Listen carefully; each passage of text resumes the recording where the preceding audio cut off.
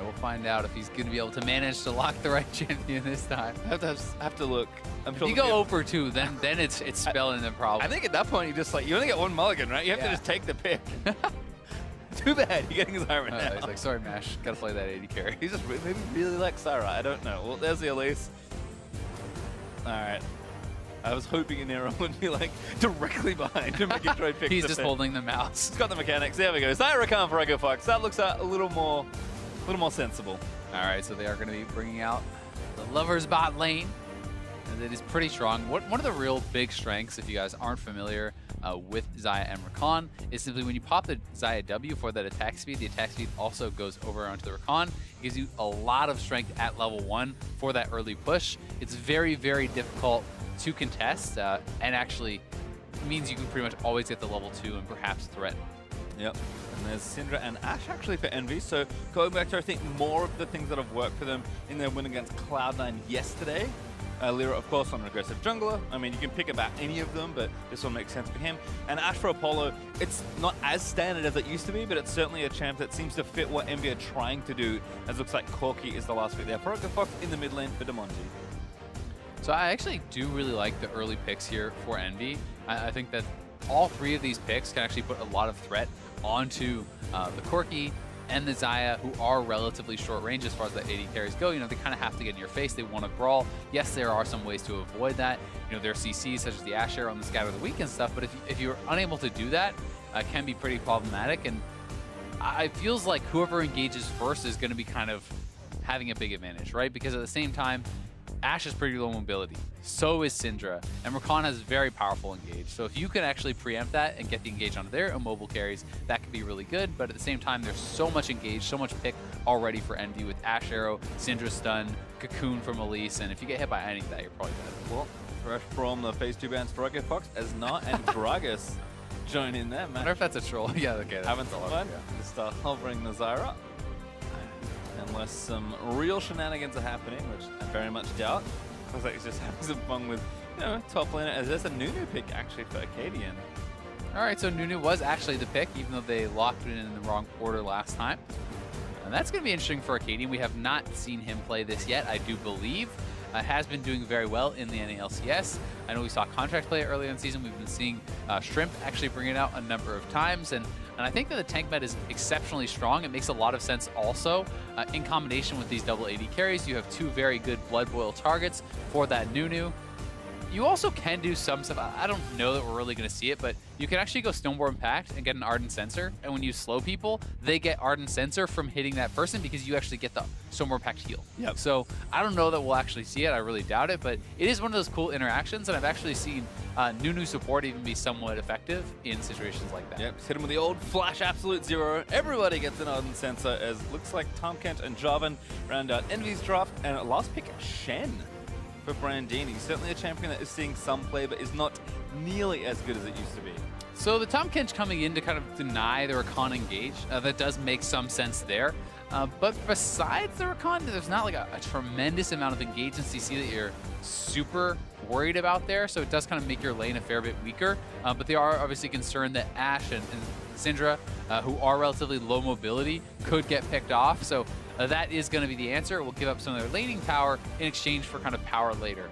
One of the concerns I do have for EchoFox's draft is I think that their top side 2v2 is so much weaker with the Nunu and the Shen versus Jarvan and Elise, and Shen can kind of be abused in some of these laning matchups. If Elise and J4 can actually put Brandini behind on the Shen, things can look pretty ugly. Certainly can. I mean, I think those last 2 bans for Envy are actually really good, taking away kind of the obvious choice that you would have wanted. Gragas kind of that big tank, and now in Mega Gnar form, also a great frontliner. So I like what Envy have kind of done here to navigate to this spot. Certainly a team comp that they can do a lot of work with. I mean, I've got to say though, like, EchoFox must have specifically wanted Shen, because they actually had first pick in the second round. They locked a Nunu there.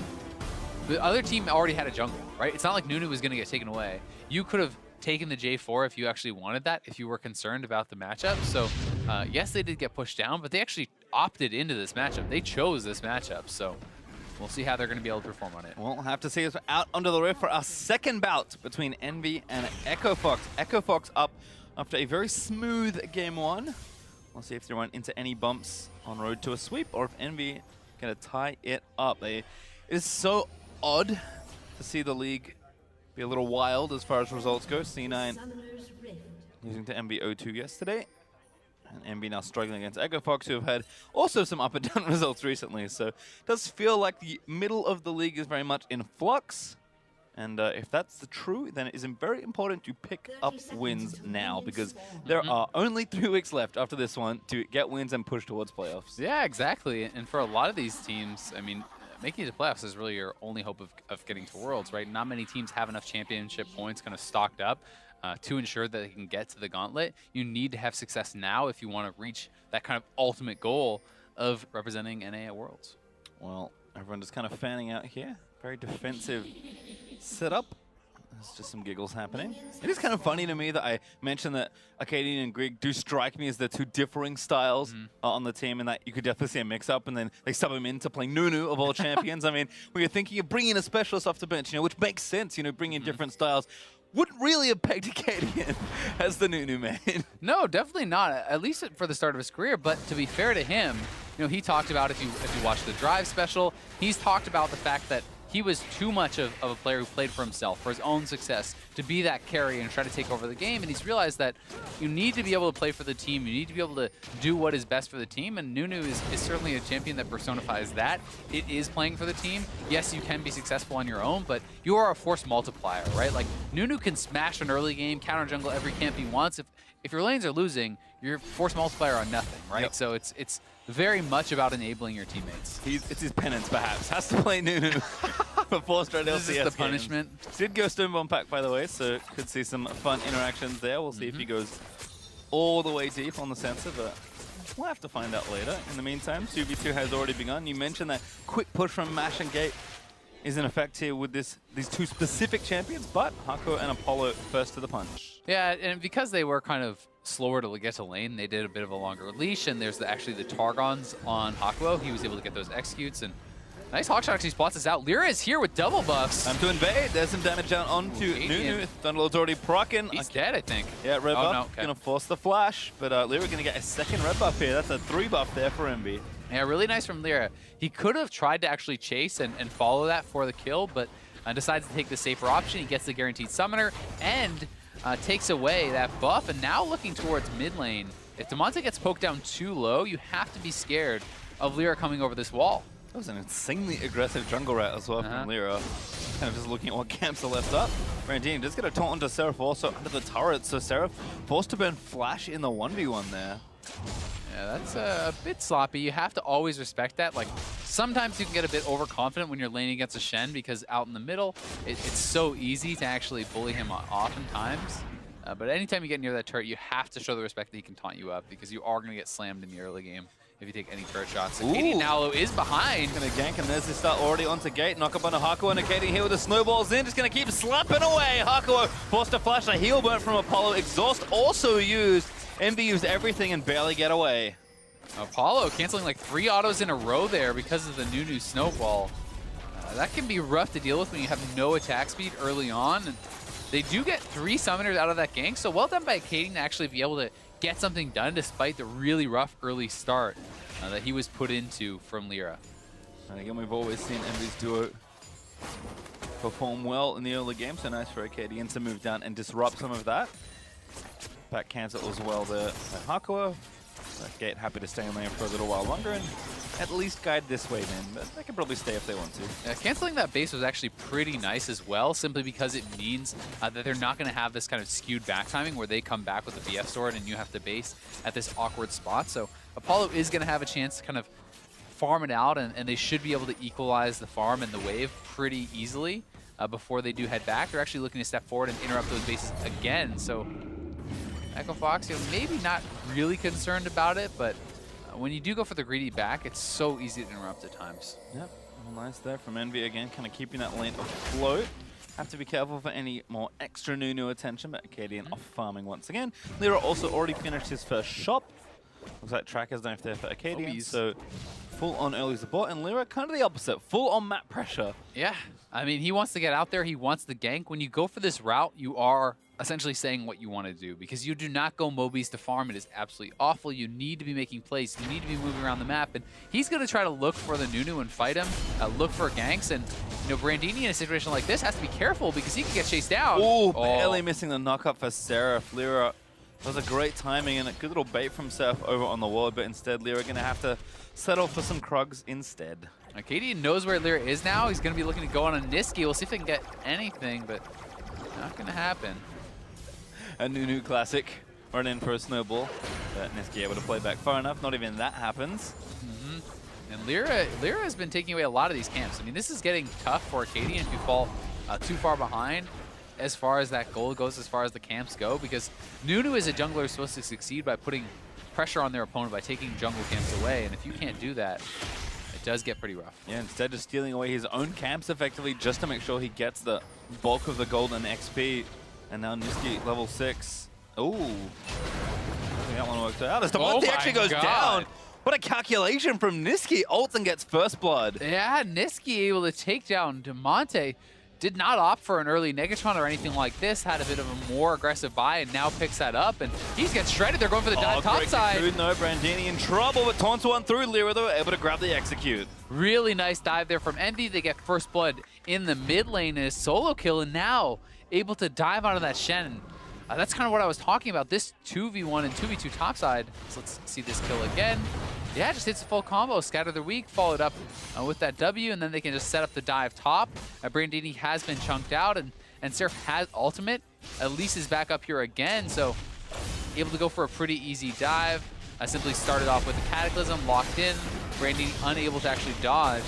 And Lyra fighting on bot side again. Oh, another Kakuba, a good double stun there from Niski. Oh, Shen ult coming through. That's not enough. Absolute zero popped and not needed. Gate flashing over as he gets exhausted by Hakuo. Drake's going to do a bit of extra damage. Nice presence of mind there from Hakuo. Yeah, really good job there from Hakuo. And they're able to get a kill onto Acadian, who is getting put pretty far behind. Plus, we just saw Brandini expend his first ultimate on Shen to no effect, right? And that feels really bad as a Shen because the level 1 cooldown is quite long, you know, over 3 minutes on that first cooldown, you know, 3 minutes, 20 seconds, and he has no CDR purchased or anything like that. So and now all the playmaking has gone from Shen. He's behind in lane, he has no TP, and you're kind of locked into this lane of misery. Yeah, you can see Lyra just getting further ahead, moves in, steals away the blue buff, and also Niski has been the benefactor of a lot of early gold with 2 kills to his name and almost a completed Morellonomicon. And for me, I was checking before, I'm like, that's a really thin margin that Damonte died by before, and Niski's doing something that I've only seen one other player do. Yes, Storm Raiders surge on Syndra, which I'm not sure if it's a thing yet. I haven't seen too much of it, but certainly call me interested. I think it is becoming a thing, at least. I believe I've seen Caps do it quite a bit. I was thinking. So there are some players who are opting for it. Essentially, the way I see it is that it's much more utility. Like, it can have a really huge effect. But you are kind of giving up some of the earlier kill pressure. Like, having the Thunderlords to really push you over the top can be big. But later in the game, I mean, not only does it give you the move speed, it actually removes slows. So that's something to keep in mind. And when you're fighting against someone who's pretty annoying and applying slows like the Nunu, if you hit one combo and the Nunu snowballs you, you actually just zoom out of there like instantly. So it can give you a lot of safety, a lot of teamfight movement. And in combination with the Ghost, it makes quite some sense. Certainly does. Kind of fun to see things mix up. But I mean, Niski pretty fresh from EU solo queue, so maybe picked it up just before the move. I mean, I just think it's one of those options that can always work. Like, any champion who can reliably proc Storm Raiders can use Storm Raiders. Like, it can be good. Just generally speaking, people are more concerned about getting that first kill to snowball, and that's what Thunderlords kind of helps you do more. Well, great little bit of pressure from Lyra. Still looking at mid lane. Package burnt for Damonte just to defend himself, as Lyra was there with a nice gank timing.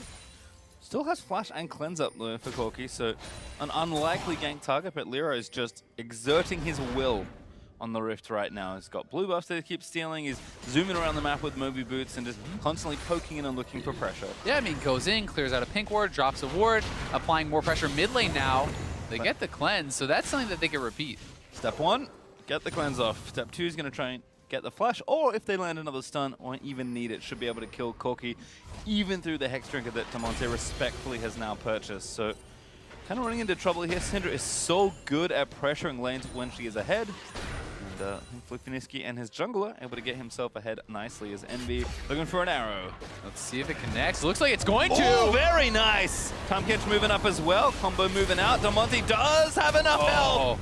Apollo leaped forward to try and get in. Yeah, Hako actually moved him in with the Abyssal Void, and now we got to book it. Nunu chasing him down. Hako able to tank the next few turret shots, and now Acadian's actually in trouble. Nitsuki on a killing spree barely snaps him for the last one. Storm Raider Surge zooms on out. There you go. Gets the kill. Nicely done. A bit of an overdrive at the start, but Acadian, now he's not that tanky. He just now purchased up that Cinderhulk, so he has some HP at least, but he's not the tanky Nunu you're used to and does get burst down. EnVy kind of exerting their will on the map. And it's kind of just bleeding out everywhere at this point. Seraph still up and ahead. He's actually 25 CS ahead of Brandini. Brandini looks to farm up that wave.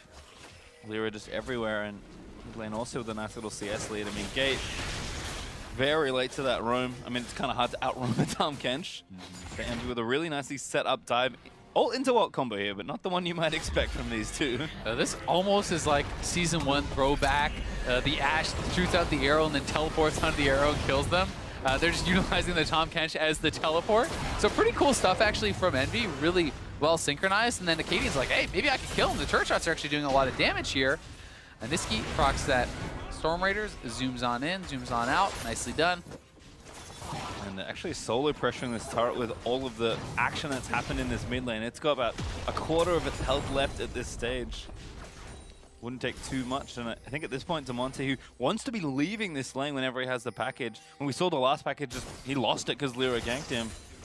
I mean, he's kind of just locked into a farm lane, and it feels like that's pretty much how it feels for Xbox. That's the Corki special. Oh my god, what a combo!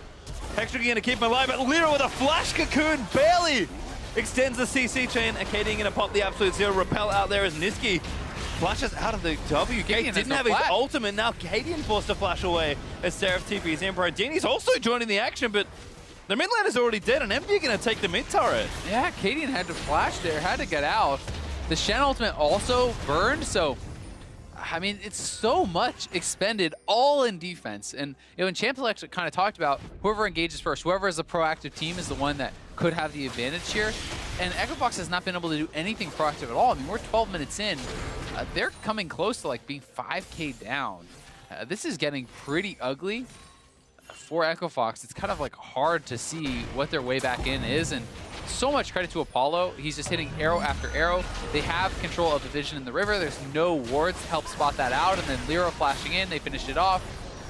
Niski does get tagged by the absolute zero there. Takes a fair bit of damage. But Acadian, he has to run. And bailing out there as the Shen Stand United comes in is a rough spot to be in. That kind of speaks of the miscommunication. It's like either Shen wants to ult in and you fight, or you just flash out and he doesn't use the ult. So that's both ultimates now from Brandini to really no effect. Yeah, and again, with top laner being behind, and the jungler, which are really the front line for Echofox, 3 kills onto your Syndra, with Sorkshoes, I'm sure, coming soon. Niski is set up to take over this map, and there's only 1 turret over to EnVy as well. I mean, this pressure is going to keep moving forward. Look how low the top lane turret is, just in the right-hand corner of the screen.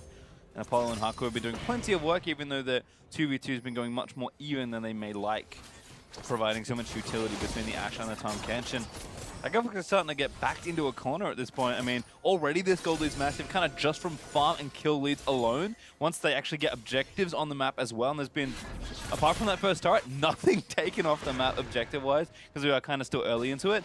EnVy are going to have like a ridiculous gold lead, and this game's going to snowball completely out of control. Yeah, you really feel like it is. It's tough. I just feel like their composition doesn't actually feel like they can get that much done. I mean, their hope now is really kind of just sitting back and I guess scaling up and farming, because it's like, what really is your playmaking besides, you know, Rakan and Shen and stuff? It's like, yes, you can engage with an RW, but like, you don't have the damage to really follow that up. Tahm Kench is there to deny that. You need to be in a situation where your marksmen are very, very strong and can carry the fights, but Corki is quite behind, was actually, well, still 2 levels down on Niski. Mash is kind of farming even, but he's not strong enough to get anything done, so it's hard to see a way that they could actually win a fight at all. Riptail going to get taken down. Acadian can't get in for a steal. That's Brandini and Seraph still doing battle.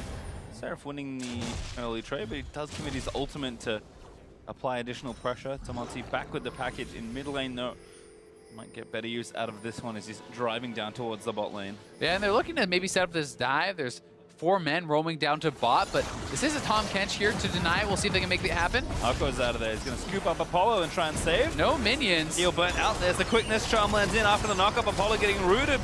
Nice ult from Acadian, actually gets credit for the kill. And EnVy is actually coming down, though. We'll see if Echo Fox can get out now. Demonte and Mash are both low, and that's all their damage. Lyra's going to open up. Gates the first target. Good stun there, landing in onto the Xayah. Mash doesn't have anything else left, I don't think, as Niski's just trying to pick up kills, but Hakuo scoops up the Elise, who was under threat by the front line. And EnVy get nothing off the back there. Yeah, they do get the 1 kill, but it costs them a lot. And J4 is pushing in the mid lane. They're going to be able to push up bot. They can threaten some of these turrets, and they're going to actually probably lose more from the minions and the pressure on these turrets than they actually gain, because Rift Herald's going down. Should be at least 1 turret back. Yeah, so it looks like this bottom adder's going to go down. See if Seraph can get back up to the top and threaten that here. So EnVy, despite losing 1, able to clean up a lot of gold and continue applying that pressure. I really like the preemptive lane swap here from Apollo, already heading up to the top side, knowing they can knock down this turret with the Rift Herald. So the Echo Fox bot lane is going back bot. Apollo is already going to be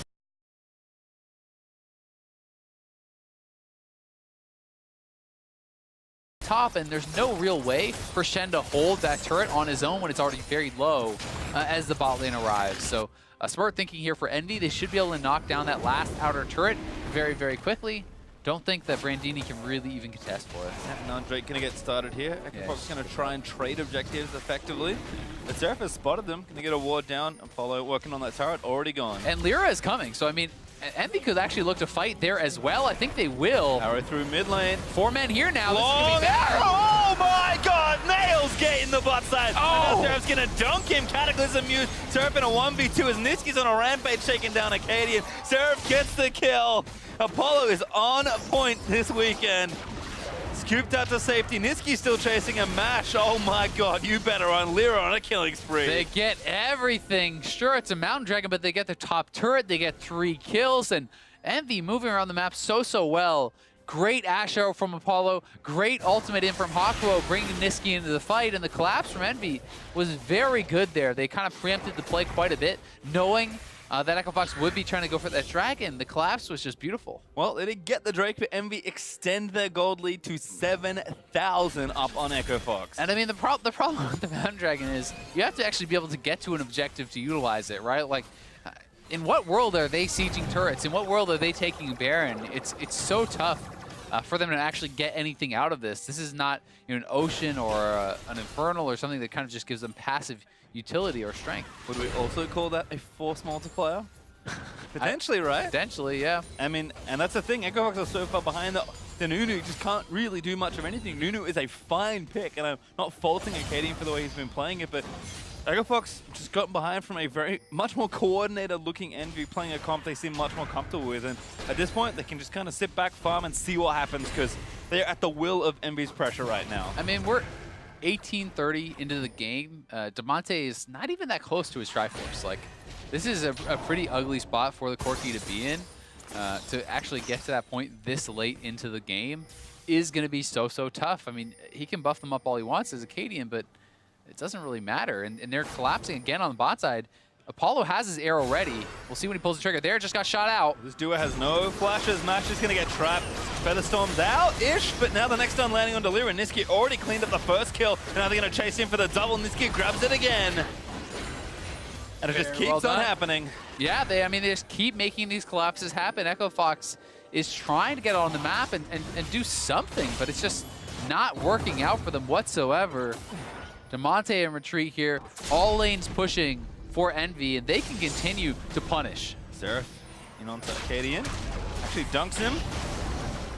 Ultimate burnt there for Acadian. Seraph's like, let's keep fighting. Not feeling too much pressure. Brandini moves in, but nice Spirit's Refuge going to block up some of that damage. EnVy, no extra kills, but Apollo working on that tier 2 in the bottom side should be able to scoop that one up. And they get the Shen ult, right? Like, this is the big playmaking ability across the map. Anytime that's down, you're going to be very happy, because it means that there cannot be these extra men showing up into a fight in the bot side, and that's kind of the only hope for Echo Fox is finding these odd man fights, finding a 3v2, finding a 2v1 is really the only way for them to get back in the game, because they're nearly 10,000 gold down now at 20 minutes. Like, this is just absurd. Well, we'll watch this one again. No flashes here, so not really any hope for this duo lane. Nice little sidestep from Mash, and he does avoid some of the damage with the Ghost Stormraider Surge. You can see procking there from Niski, and he's able to continue to chase very well with it, picking up a quick double kill. And they force out the Shen ult again topside. Echo Fox has not been able to have a single proactive Shen ultimate the entire game. Everyone has been used defensively to very little effect. Not that it's necessarily on Brandini, but it's just the spot that they're in. Yeah, and if you look now, just kind of where Niski's at item-wise, double Magic Pen, Leandry's finished, Merlinomicon, and the Silk Shoes, plus a Need to See Large on top of that. He is 3,000 gold ahead of Demonte. Yeah, and I mean, that's like incrementally, it's like 50% gold lead, essentially, over his opponent. This is not 3K ahead at 50 minutes. This is 21 minutes into the game, where his opponent has 6,500 gold and is down 3K. He's down an entire item. Yeah, I mean, that Trinity Force still not there, and it's just going to be so long until they can really scale. And that's kind of the thing for Echo Fox and the spot they're in. EnVy just continuing to be proactive, use all of the different pick tools, and just pressure Echo Fox constantly and just keep pushing the pace of the game. I mean, this gold lead has ballooned this quickly and this much because of how well EnVy have been playing with their composition. And it's just not stopping anytime soon. In fact, Gate going to dance away from that next one. Lyra, oh! All right, Train missed the stop that time, but still more cooldowns coming. Yeah, good job there by Gate to avoid it, but Apollo sitting on the Essence Reaver has a lot of CDR already, so he's going to be able to fire out those arrows pretty quickly, which will be quite nice for him. And you've got to kind of look at it from the side of Echo Fox. What can they do to get back into the game? That's one of the kind of the things that can be nice to do. And for them, really, it's about a pick. It's about finding these odd man fights. That's what they need to do. They need to be able to get some vision back and somehow, some way, find a fight where, Niski's in a side lane and you get Shen and Nunu and Corki to collapse on him and get a kill. Like, you need to keep getting these fights, odd man fights, over and over and over, and try to get picks, try to delay the game. Because every one of those kills is going to buy you a couple minutes. But besides that, like, there's no hope of taking a 5v5 or a straight up fight. You must find odd man fights, and that starts with vision. And it's kind of fun to see EnVy just, again, snowballing their lead.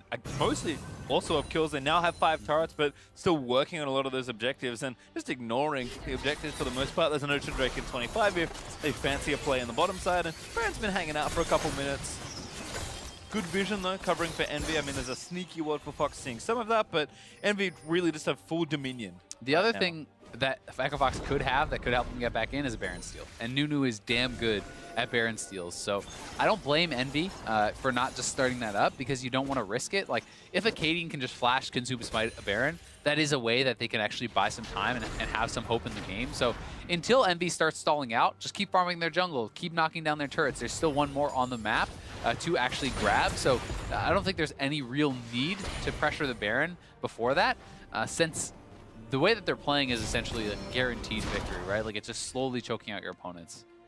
Well, right now, again, just kind of getting their waves pushing. There's that Drake we were talking about. Lyra just soloing that one, while the rest of the map gets pushed in. Niski approaching level 16. But Deathcap also on the way as a Locket. Just gets finished there for Lyra. Apollo with diligent use of the hawk shots as well. Able to spot out what's going on there on the top side. Kind of a funny hawk shot, though, because there's a ward. He's like, I wonder what's here. Let me double check. I'll look like a genius. Oh, Duncan and Demonte. Does flash out. Can't cleanse out of the Jarvan ulti, so good pressure there from EnVy. Again, just take the cooldown, walk away. And Apollo probably just want to check out the bush, make sure there's no one camping. So I may as well be super safe about it. I already knew that Cadian was there, but hoping that it's not a bait or anything. And you may as well be super diligent, right? There's no need to take any risks at this point. Like you said, what's the one-way Fox find their way back into the game? Someone getting picked off. Apollo doing some side lane pressure, something he does a lot, actually. EnVy starting to time some of those flashes. Only Demonte's lost his, though. Yeah, they're trying to get Echo Fox to actually come up and respond, and if they walk through here, they're about to get bursted. I saw some gameplay. Niski's building up spheres into the brush, but looks like instead arrow into Gate. Follow-up not quite there, but Apollo enough chunk to pressure this tier 2 turret in top lane. The only one left currently for Echo Fox. Yeah, Lyra seems to like to do these tanky Elise builds a fair bit. Some players do kind of prefer them. It is interesting to see that development. EnVy gonna just start up the Baron straight up here now. They have vision on Nunu, they know where he is, but Gate is around. The question is just, can they actually do anything about this? Lyra spotted the support. Baron is actually very low. Quickness there, popped in, gets a triple charm and a double knockout. Lyra getting eaten up by Hakuo, going to disengage, but now Brandini going to come in. Great stun from Niski, preventing the Shen from taunting, but Damonte here with the Triforce. Seraph going to take some heat also. Arcadian going to force nothing just yet, flags and drags away. EnVy is pretty low, so this does get a little bit of control back on the map for Echo Fox. They don't feel comfortable to try to start this up or anything, but at least they can get a little bit of time to be able to start up pushing those waves, get those shoved in, and pick on Damonte. Yeah, Damonte going down. Seraph able to take him. Does Niski have the combo ready? Burns that ultimate to get through the Hex Drink, and now another ult landing in. Matt dodges it with the Feather Storm. Root onto Hakuo as Gates trying to book it. Should be able to get out safely, but Baron open up once again after Damonte's been picked off. Yep, they can just keep looking back, keep threatening it. They likely will not try to actually complete it, since Arcadian always will have that threat as long as he has this flash up. So that would be a big summoner to try to get away from him, but they can always turn for the fight and looking for the collapse now. Yep, nice to see EnVy just kind of use all elements of the map to really apply pressure. I think they never thought they were getting that Baron, but they do get a couple kills, or at least start a fight as a result, even though Echo Fox do a nice job responding and getting some wards down and almost some kills for themselves. And it's just so hard for Echo Fox because they haven't been able to farm their jungle really, right? Like that's why the gold lead is just building and building, because EnVy is farming both sides of the map, and they are going to look perhaps for the engage. Gate just kind of hanging out in the brush there. Does have his ultimate available, but EnVy moving back towards the Baron again, going to get that vision control.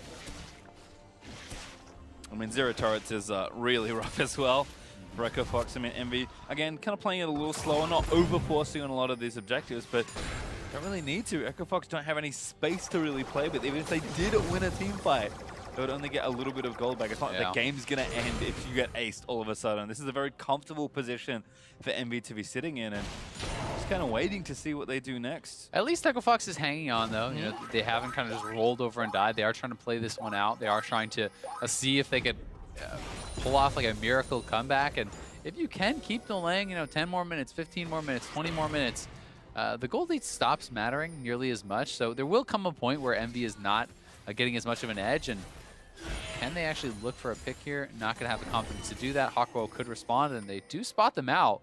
Could actually look for a pick with Tomcat ultimate, but EnVy playing very passively. Yeah, I mean, kind of interesting to see them just continually build the league rather than be super proactive with it. But again, the onus isn't strictly on them to get too much done in this game's current state. I think just setting their lanes back up again and looking again for the pick. They've got so many in the mid and early game to get them to this point. Looking for a couple more to try and close out the game. We can kind of take a step back and just look at the story of these teams, as far as Echo Fox, I feel like is this team that has had these spaces of time where they are very successful, where it's a couple weeks and they're winning all their games and everyone feels like, they finally got it all together, right? And that feels like it has happened a couple times, throughout Echo Fox's history. But it has never really been there as far as consistency. They're a team that has achieved early game greatness. They're a team that has achieved individual greatness. But they are never a team that has really come together and kind of been a great squad, been a great 5-man unit. And they're now trying this new approach, the Echo Fox 10-man squad, where they are trying to integrate and to kind of innovate, I guess, in a way, different practice schedule, utilizing only internal practice and subbing all these members in as EnVy's going to get a free Baron, it looks like. It is spotted, but I think Nunu's too far away. Yep, took a lot of hard work to get to this point, but they basically time out all the wards, get the lanes pushing in. That is the simplest Baron EnVy will take. Oh, Pumpkin's coming in. Gating, getting low, but he's got a lot of health to play with. Seraph going to get charmed up and knocked up, but there's Hakuo now going to get charmed up just after he devours one. Seraph on a killing spree, takes down Gate, and Brandini has leapt in for the 1v5, but he is not going to last the night. Goes down to Lyra.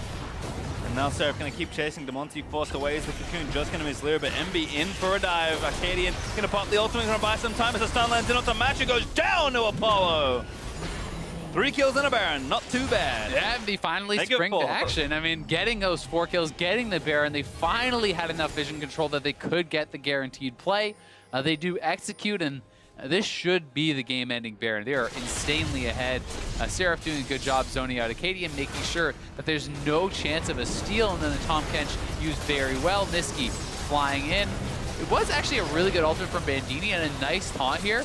Catches 3 members with the taunt flash, it looked like, from Envy, but there's just not the follow-up. The damage is not there to really make anything happen, despite a nice play, and then it's just pretty easy to actually complete these dives, as the only member that has like even really like farm or anything, it feels like, is Mash as far as the DPS, but both Mash and Demonte are just hilariously behind.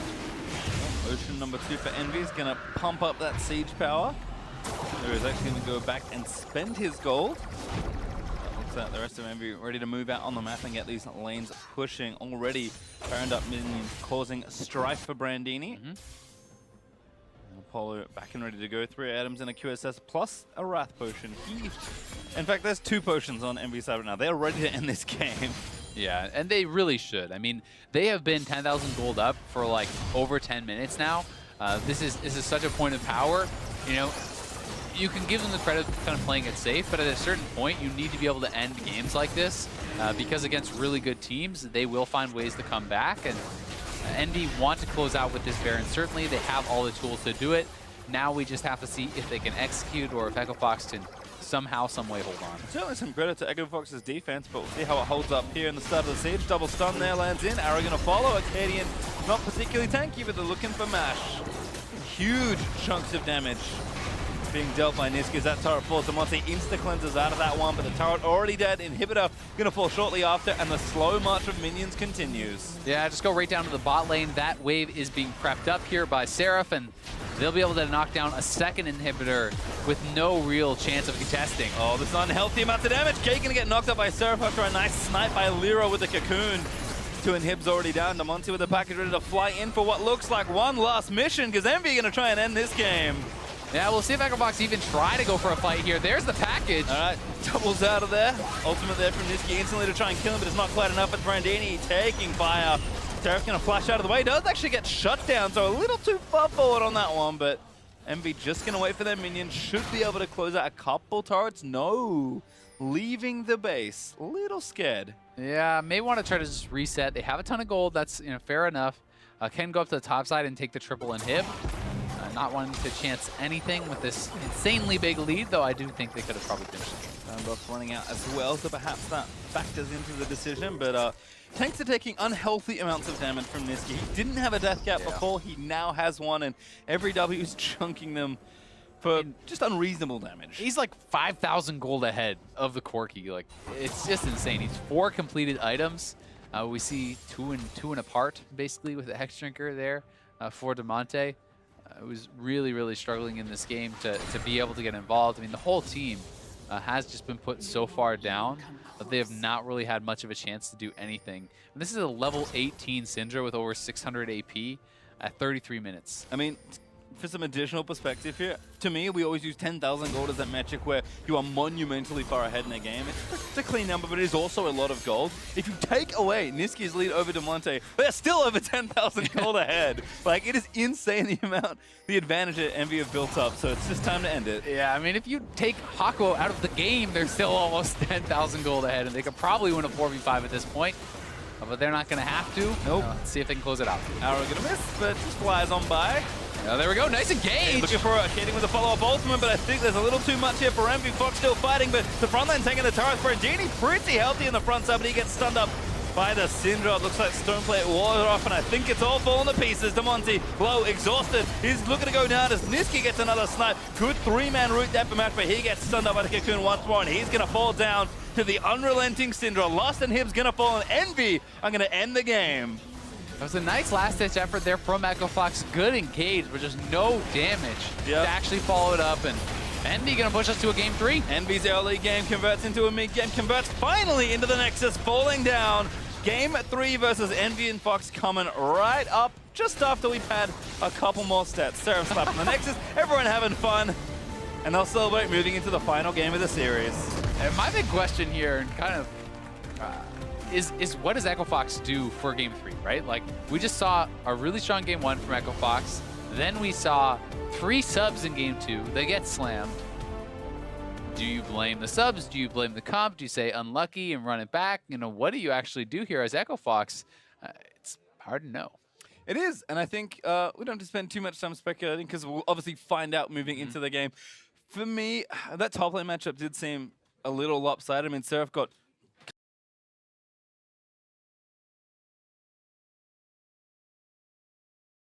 kind of destroyed by Looper in game 1 and then kind of did the reverse to Brandini. I mean, yes, to be fair, it's Gnar versus Shen, right? True. Like Shen is just, to me, so weak right now unless you really do have dominant playmakers and you can always engage and your other lanes are winning, because Shen just has like no hope of winning lanes anymore. I feel like this champion really sucks in the meta, in my opinion. Like there's just almost no 1v1 in the game that you win anymore. Well, we have a lot of questions, so we're going to get some answers. For a deeper dive on that game, let's hand it off to the analyst desk.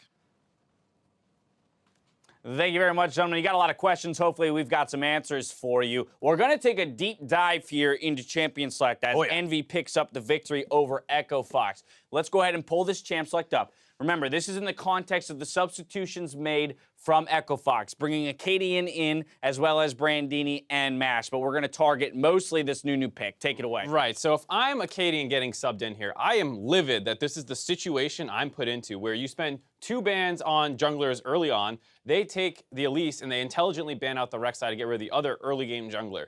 And then you take Zyra Khan because, you know, you want that for your bot lane. That's fine. It's blind. It's pretty safe. Right. Then they grab Syndra Ashe. And what this does is instantly makes a monstrous pick comp that's going to heavily target the mid lane. Right. You know here what Envy's strategy is, right? We don't need to see the last 2 picks. We are very aware what Envy wants to do for the entirety of the game. Right. And Echo Fox, you know, for the most part, relatively intelligently realizes we need a mobile mid, because otherwise they're just going to die a million times. So they take Corki. It can be a fine matchup into Syndra. Usually you need a different summoner. If you're going to do that, you want something like an exhaust, or barrier. A barrier. But you have to take cleanse here, just based off the situation. And then during this second ban phase, Gragas gets banned out as well.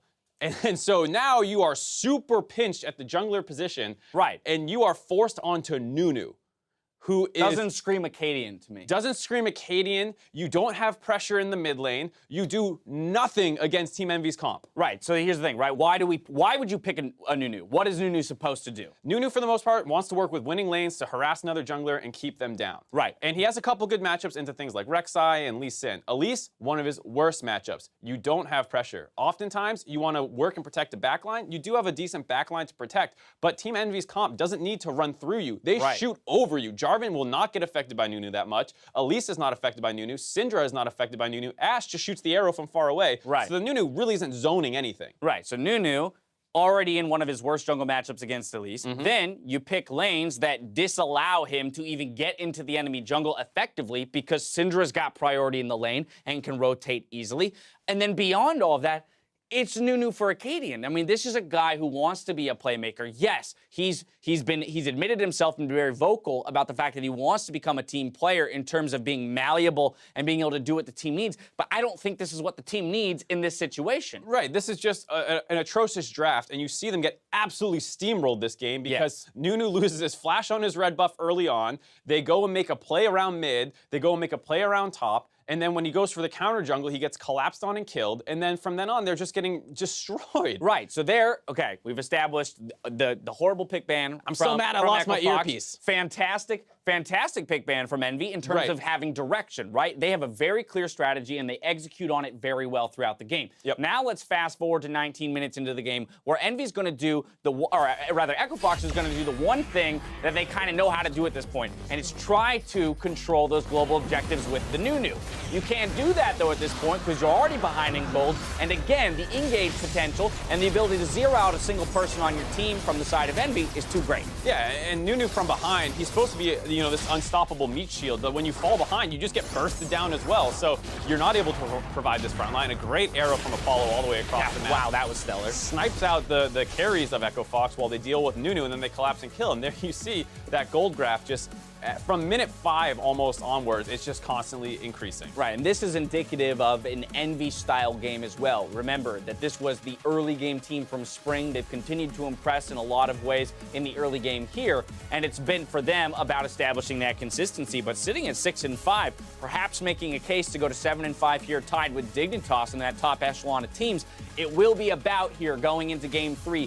can they close it out cleanly? They got to put something together like this again. I don't want another game 1 out of Envy. No, and I think you saw Envy in Game 2 adapted very well to the jungle focus that Echo Fox wanted to put down on Lyra. They intelligently ban out the Rek'Sai and take the Elise, and you basically control dominance of the jungle. The best thing you probably could have taken there is Gragas, which is still not great. Niski, oh, sorry.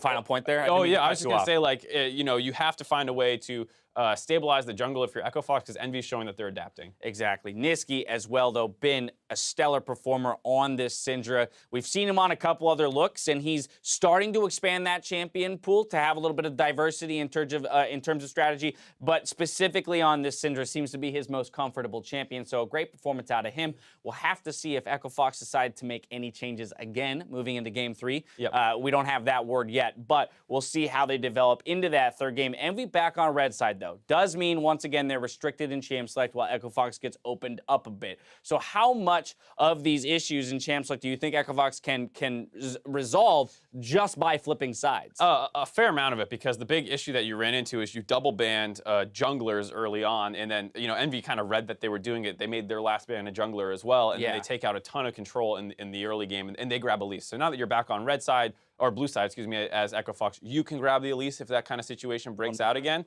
But if it doesn't end up in that situation, I think you're going to see Envy try and take a jungler earlier on before it continues to get pinched. So you'll probably see double junglers taken in the first rotation. Ask and you shall receive. Just got word that Greg, Looper, and Keith will be subbed back in for Echo Fox. So returning to the roster that picked up the win the first time around, back on that blue side. So we'll see if they kind of revert to the same strategy. Don't try and fix what isn't broken from Game 1, and we'll see if they come away with the victory. Either way, Envy's tied it up 1-1. We're going to Game 3 here in this series. Meet us back here after the break to see if Echo Fox or Team Envy come out on top.